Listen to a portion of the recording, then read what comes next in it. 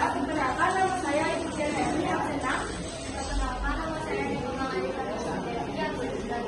Perkenalkan nama saya Budi Teja Sutra Sastra absen 44. Perkenalkan nama saya Andra Sastra.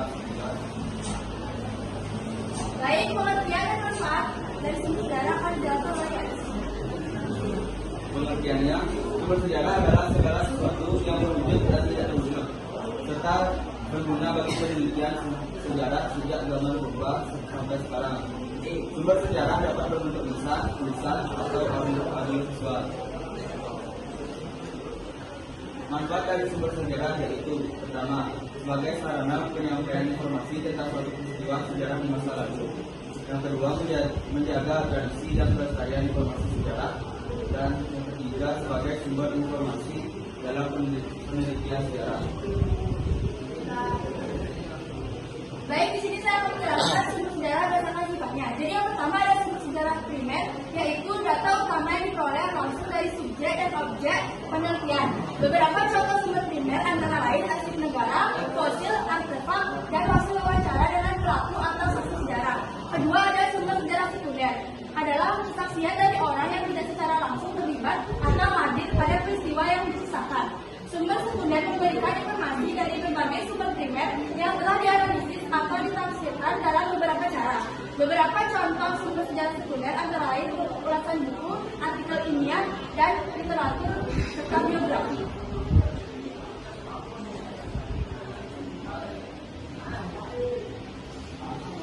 Berdasarkan bentuknya, satu, sumber tulisan. Sumber sejarah tulisan adalah sumber yang memberikan informasi sejarah melalui tulisan.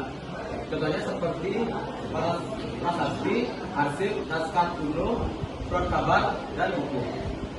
Dua, sumber lisan. Sumber lisan adalah sumber yang disampaikan secara lisan oleh orang yang menyaksikan, mendengar, atau mengalami langsung suatu peristiwa sejarah. Contohnya seperti kesaksian dari pelaku sejarah, toponimi, dan tradisi lisan. Tiga, sumber benda.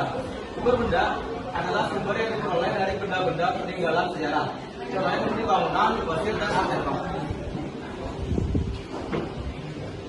Saya akan menjelaskan sumber visual, audio, dan audio visual. Yang pertama, sumber visual adalah sesuatu yang bisa dilihat, contohnya seperti lukisan, foto, dan peta. Yang kedua, sumber audio adalah rekaman suara yang dapat didengar dan berasal dari peristiwa di masa lalu.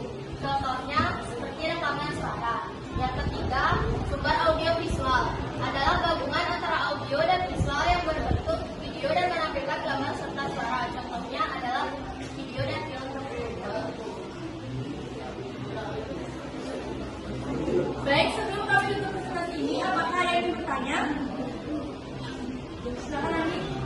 Tadi di sumber sejarah yang secara lisan disebutkan contohnya itu toponimi. Apa itu toponimi? Baik, saya akan menjawab pertanyaan dari Andi. Jadi toponimi adalah bidang keilmuan dalam linguistik yang membahas tentang asal usul, penamaan nama tempat, wilayah,